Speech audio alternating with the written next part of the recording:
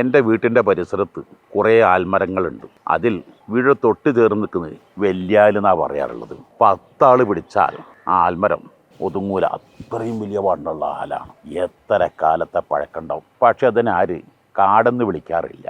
100-200 ഏക്കറാ rubber എസ്റ്റേറ്റുകൾ. അതിന് കാടെന്ന് പറയില്ല, rubber estate എന്നേ പറയുള്ളൂ. കാട് ആവാൻ 100 ഏക്കറും 200 ഏക്കറും വേണ്ട, ആൽമരത്തിൻ്റെ വണ്ണം വേണ്ട, കുറഞ്ഞ സ്ഥലം. ആ സ്ഥലം മുഴുവനും പലതരത്തിലുള്ള പല വൃക്ഷങ്ങൾ കൂടിച്ചേർന്ന് അവിടെ അങ്ങ് തിങ്ങി നിറഞ്ഞാൽ അതിനാരും കാടെന്ന് വിളിക്കും. കാടിൻ്റെ സൗന്ദര്യവും ഗുണവും എല്ലാം വേറെയാണ്.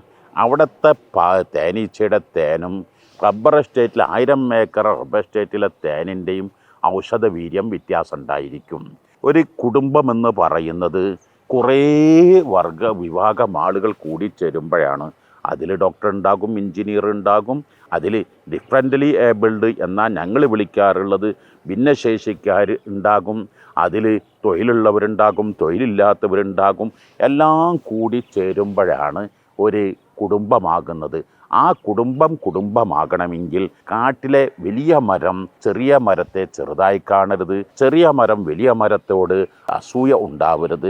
പരസ്പരം കാറ്റടിക്കുമ്പോൾ എല്ലാവരും അങ്ങോട്ടും ഇങ്ങോട്ടും ചാഞ്ഞും ചെരിഞ്ഞും ഒന്നിച്ചും നിന്ന് അങ്ങനെ എല്ലാവരും കൂട്ടൊരുമ വേണം.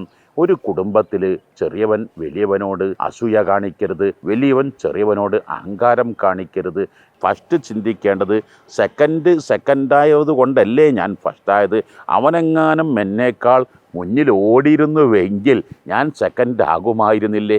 അത് അവൻ്റെ എന്തോ ക്ഷീണം കൊണ്ടായേക്കാം, അല്ലെങ്കിൽ അവൻ എന്നെ വിജയിപ്പിക്കണമെന്ന് ആഗ്രഹിച്ചത് കൊണ്ടാകാം. പരസ്പരം കണക്റ്റായ ആ കണക്ടിവിറ്റി ഒരിക്കലും ആ കണക്ടിവിറ്റിക്കാണ്, ആ ശിഷ്ടത്തിനാണ് ആ കുടുംബത്തിൻ്റെ വിജയവും സന്തോഷവും കിടക്കുന്നത്.